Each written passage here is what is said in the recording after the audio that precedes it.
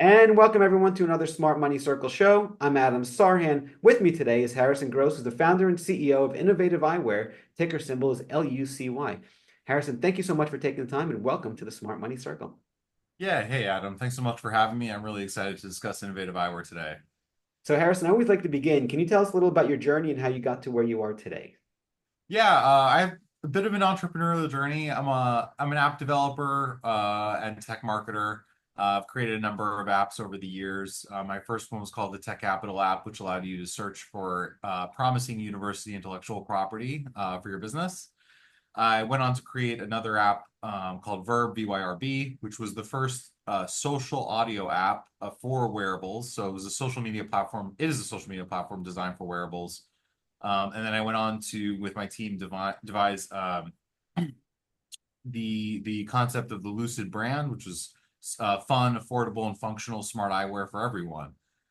So we went on to incorporate innovative eyewear, and we proceeded to do a couple of regulation crowdfunds to get the business off the ground. And we have a very unusual story where we went from crowdfund to IPO in just a few years.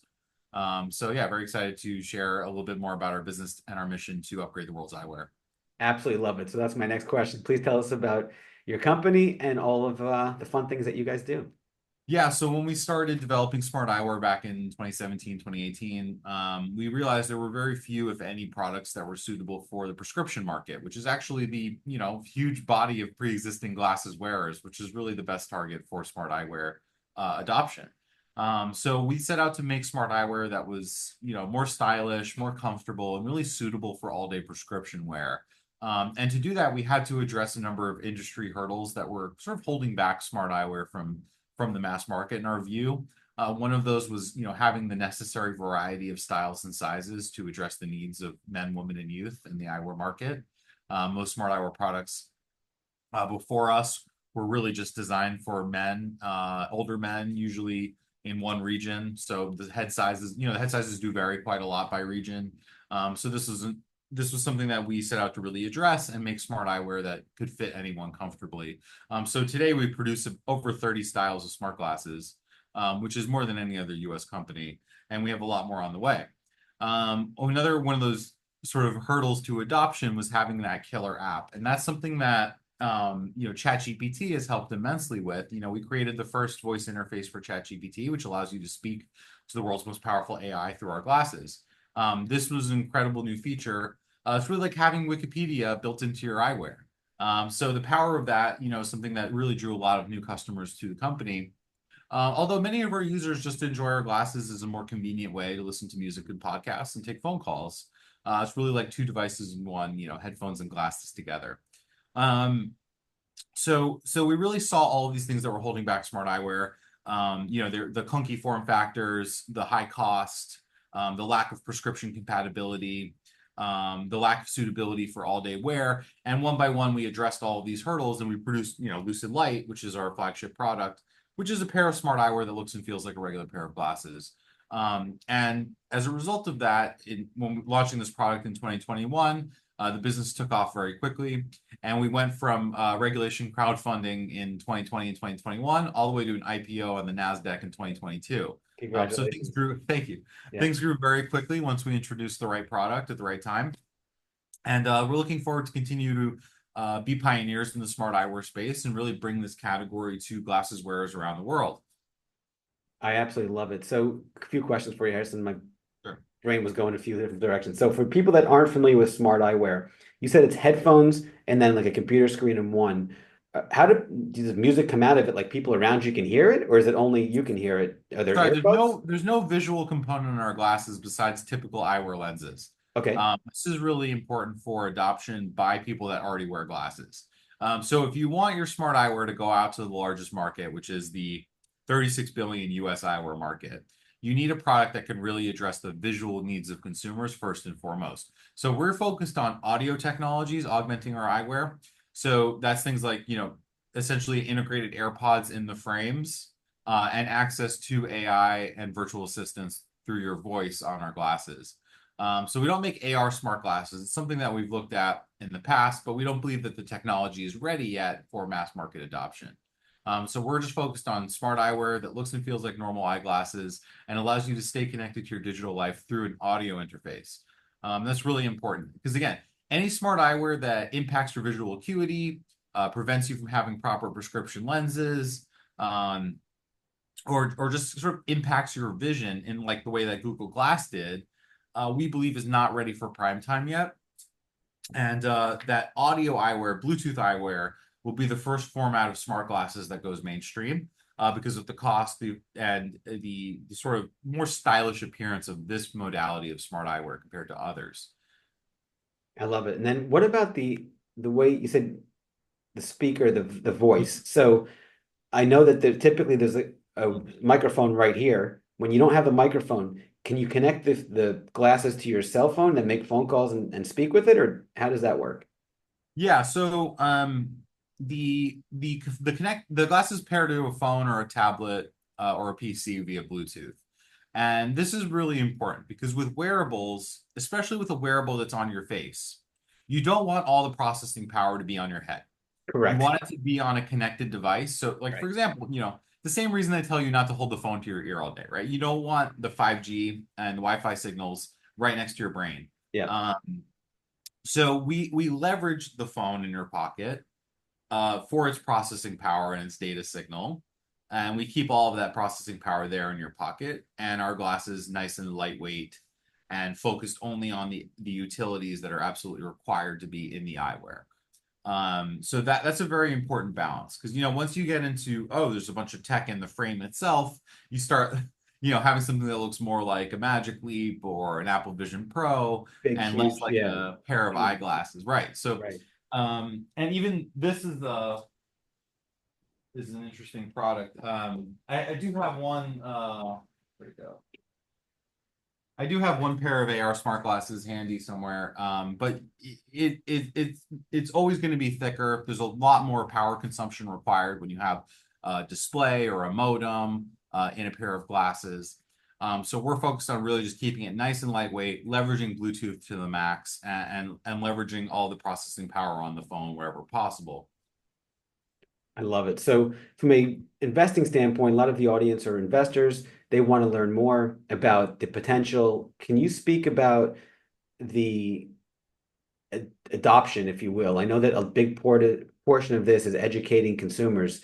So, what does that do with respect to the market and your potential growth going forward as more and more people adopt and want smart eyeglasses that are not this huge, big, bulky thing, that are actually glasses, which I love. Yeah, so I think for the first time, we're starting to see more awareness of sort of lightweight form factor smart eyewear. In a large part, that's thanks to not only our efforts, but also to Ray-Ban Luxottica for their combined product that they're working on together, which is those camera glasses. So they've invested quite a lot in marketing that camera glass product. And that has really, people that have never heard of smart glasses before have now, many of them have now heard of it because of those marketing campaigns.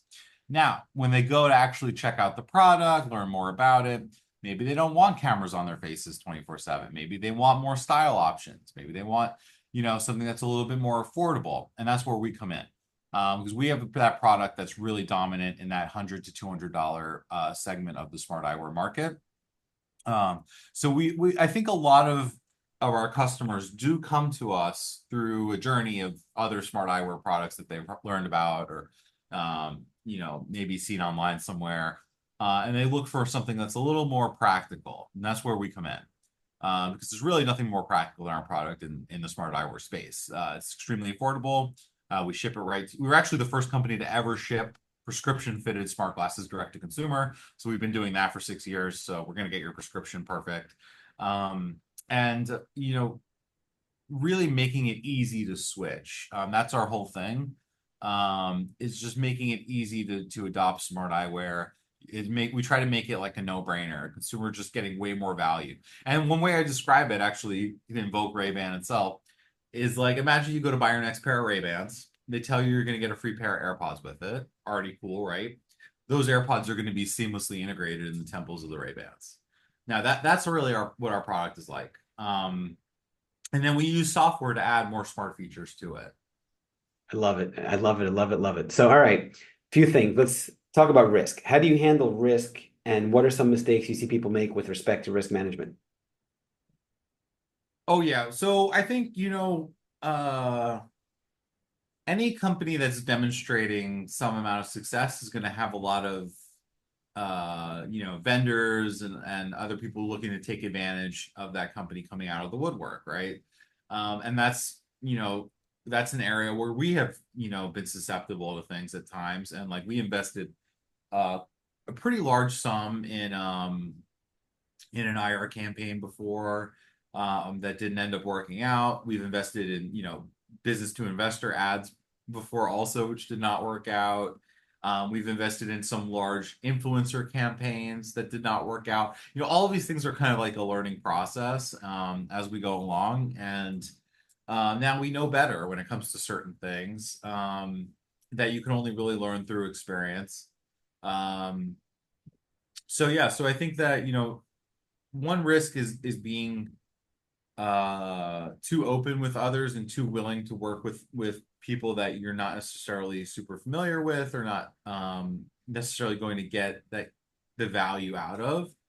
Um, the other risk I think is stagnancy in the business. Like for our products, we're constantly innovating. Every 6 to 12 months, we launch a new platform. Um, there's no there's no standing still in a tech business. I think that in other businesses you can be more consistent. But I think in tech, especially in consumer electronics, tech hardware, there's a lot of blocking and tackling. There's a lot of constantly reassessing the market and consumer needs and adapting the product to that. Um, so, like for example, like what would have qualified as a great pair of audio glasses 2 years ago, 3 years ago, no longer makes the cut. It has to sound great. It has to do everything that a pair of regular headphones does and better. And it has to be, a true proper pair of designer eyewear. So like all these things that maybe didn't matter a couple of years ago when it was still firmly in the remit of early adopters, now does matter now that we're trying to get into the mass market. Um, so I think that sort of being on your feet and being able to pivot effectively is absolutely essential to the survival of the tech business. And I think that, even like if you look at the sort of most entrenched companies, right? Um, like Microsoft, for example, great company, built the PC revolution, essentially built the digital universe that we live in today, or what was one of the most foundational elements of it today. But what's been going on with their company? They've been consistently losing market share from their peak in terms of computing. So, like, as the years go on, the PC master race dominance is going to continue to falter as more competitors come up, as Mac gets more popular, as Raspberry Pi and other weird, competitors come up and start taking market share from Microsoft. And I think that's in large part due to, Microsoft has sort of failed to adapt to the sort of newer modalities of computing. They lost the mobile battle. The Windows Phone was a failure.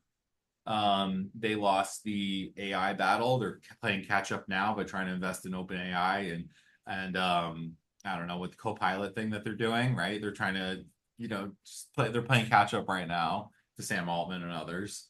So, I think that even if you are the biggest tech company in the world, if you're too convinced that you can rest on your laurels and you're not focused on the changing needs of the consumer, not to say that Microsoft's not, but I'm just saying if you look objectively at what's happening with their sort of dominance being petered away by all these other companies, um, you're going to end up in a similar situation. So I think that's a really good example of like a company that was once the driving force in the tech world. They were essentially the Roman Empire when it came to tech, right? Is now you're starting to see it get dismantled. An attack from the Visigoths here, a little bit of lead poisoning there from the aqueducts, and all of these things come together, and now the whole thing is kind of looks discombobulated from the outside. It's like, what are they really doing? Are they playing the AI game? Are they trying to stick with the hardware and the PC game? Is really Xbox? Is that their future? So it's really hard to see and really try to figure out what direction they're trying to go in. And because they really lost that key battle, which was the mobile computing revolution, I think. So, to others. so just to summarize, what you're saying here in investing, there's something called style drift, where someone could be a value investor one day, a day trader the next day, a growth investor the next day. So you're saying from a risk standpoint, make sure you've got a very clear focus and then innovate, stay ahead of the time and stay on board and stay focused. So with you, with the eyeglasses, the smart eyewear, you're not looking to do smart footwear tomorrow and then smart t-shirts the next Right. day. You want to stay with smart eyewear. Yeah, stay with smart eyewear, but be constantly listening to the consumer to make sure that we're meeting their needs. And truly filling a gap in the market. That's always been like the principle behind every entrepreneurial venture I've taken, was Mhm. like identify something that's just too expensive, too inaccessible, too outdated, and really fill that gap in the market. And that's what we've been doing with this, smart eyewear that costs $100 to $200, that's available in any prescription, 50 plus lens types, ships anywhere in the world except, Cuba and North Korea. Right. And so like we're doing all these things to make smart eyewear really like easy and sensible choice for the consumer. And I can't say that other companies producing smart eyewear have that same ethos. And a big part of that might be the reason why some of these products didn't work out, like the Magic Leap, like the HoloLens, like the Apple Vision Pro, and on and on and on, because they weren't really building for the consumer. They were building what, in their ivory towers, they felt was going to be a technology revolution. It wasn't really like based on like what consumers actually want and need. And that's where we're very different. We're something that we're trying to make a product that's like a must-have, not a nice to have. Got it. And I think that is coming to fruition in many respects because of this a link to AI through the eyewear. Because now it's like, okay, if you have smart eyewear that allows you to access the world's knowledge, it's like a very early look at the sort of this Ray Kurzweil book right here. It's like a very early look at the singularity, right? Where it's like, okay, yeah, there's like an inch of disconnection in the fact that I have to click the glasses and talk to GPT through Siri. It's not just directly, you know, paired to my brain with nanobots, but we're pretty close. I mean, that's like, a generation ago, if you had said that you could access essentially any of the world's information through your glasses, that would have been a crazy, crazy idea. And now that's a product that we're selling today, and it's under $200. It's Yeah. like it's this liberation of information that's so powerful, and that's really harnessed by our product, I think. I'll tell you a funny story on that note. My grandfather in the 80s, when the wireless phone, not cell phone, the cord of the actual old school phone was Oh yeah, yeah, invented, cordless landline, yeah. cordless landline. The guy walked around, he couldn't believe that the phone worked and he could call the other side of the world with it. So I fully understand what you're absolutely right. Where just a generation ago, you wouldn't have everything on your phone and a smart eyewear. What? No way. But that works. Right, right. All Would right, have been love that. inconceivable. Yeah, Harrison, next question for you. Some sure. timeless advice that you'd like to share with the audience, please. Yeah, so besides my point I just made about, really identifying a serious market need and filling it being the center of your business, when it comes to a, sort of consumer facing business, I think that is absolutely essential. But when it comes down to like the longevity of the business, success of the vision, all of that, I always come back to three words: team, tech, and passion. And it's always those three things, I think, that make the company. So your team, obviously the people, yourself and the people around you that are pursuing the vision. The tech is sort of like it could be, a trade secret, it could be some unique approach to whatever it is you do, or it could be actual technology in the case of like, patents and IP. And then the passion, just the willingness to, fight the odds and go out there day after. I mean, look, it's absolutely ridiculous to say like if you just look completely objectively, how is a company of 12, 13 people in Miami creating a tech hardware product that competes with, Ray-Ban Luxottica, competes with Bose frames, competes with Amazon frames, companies with literally unlimited capital. How are we able to do it? And it's those three things. We have a great team with a lot of brain power. We've got tons of intellectual property because we've been doing this for years, and we have the passion to revolutionize the smart eyewear industry. And those three things have come together to make a unique product offering that's not so easily replicated, even with unlimited capital. Love it. So yeah. Love it. How about timeless mistakes that you see people make or you've made, and how do you avoid them? Oh wow. I think I'm seeing a lot going around lately about founder mode versus manager mode. And I think that people do get into a modality of like, okay, you had a very clear vision and passion for what you were doing. And now you're getting pulled away from that and sort of more mundane aspects of running a traditional corporation, right? Or running just a regular business. Um, and I think that is that there's a certain element of that needed, but I think you got to let the founder found, you need to have that focus on your creative vision, on the original passion and reason that you got into the business in the first place. And if you lose sight of that, then everything can kind of go adrift. Um, so I think, maintaining that focus, and that's really what it's taken for us to build a great product is, years and years of focus and R&D and just hammering this same concept of, comfortable, stylish, smart eyewear, lightweight, affordable, and just staying focused on that mission and not deviating from that like 1 inch.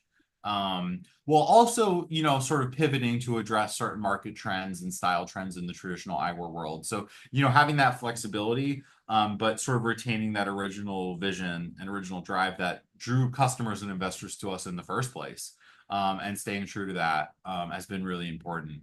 Um, so yeah, so I think that, and then I think the biggest mistake that you can make is hiring the wrong people. If you don't have the Right. right person, you're not only missing that work that you need to be done, it's sort of taking you in the opposite direction because now you've burned a lot of resources. Excuse me, you burned all these resources trying to train someone, paying them for months or years.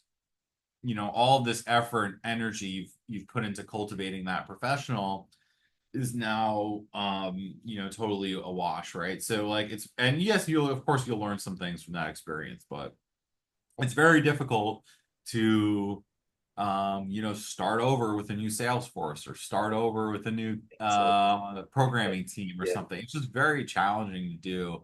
And but I think that sometimes you do have to make that call and not be afraid of changing tack and bringing in someone new. So so it's sort of this balance of like, finding the right person in the first place, but if you identify that they're not the right person, don't hesitate, make the change, and I think that's so important, whether it's a vendor or a C-suite executive or, anyone in between. Love it. Now, how about leadership? So, as a CEO, and you've done this before, so what makes a great leader? It's funny. It kind of comes back to those three, like the team tech passion thing, because you have to be able to inspire the team. You have to be able to motivate them and have them share in your vision. Otherwise, you're just not going to get a quality work. So that's so important. I think is having that relatability, um, and getting people to buy into your vision, and to not just buy into the vision, but see the potential of the business, I think is so important, especially in like an early stage company where like maybe the salary is not as good as you would get at a big corporation. Maybe the benefits aren't as good. You really need to get people to understand like what you're trying to achieve and the potential for growth and for realizing gains like much further beyond what you would get at a normal corporation.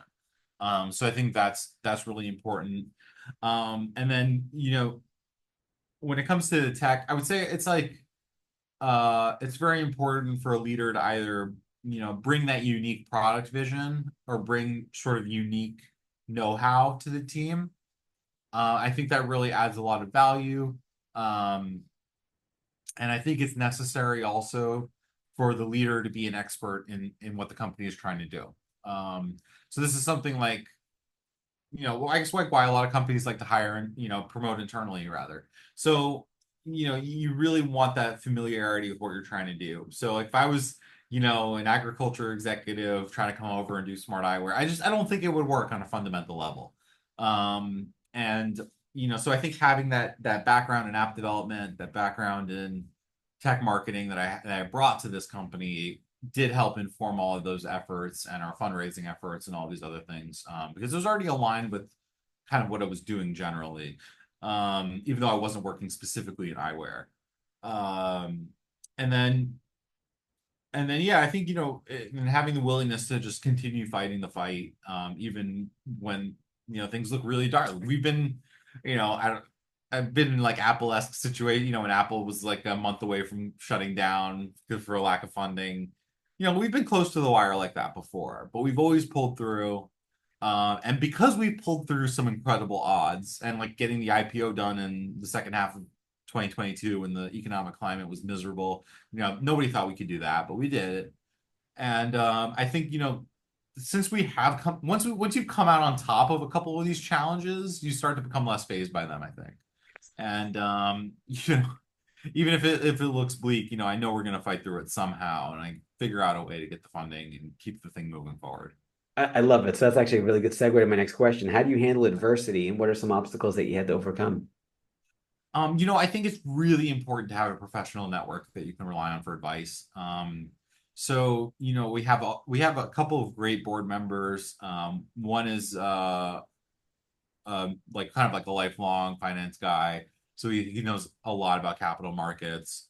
And then two of them are 20, 30 years of experience in the eyewear market, so they know a lot about what makes a good pair of glasses and how to sell a good pair of glasses, and just really useful advice coming down from the board.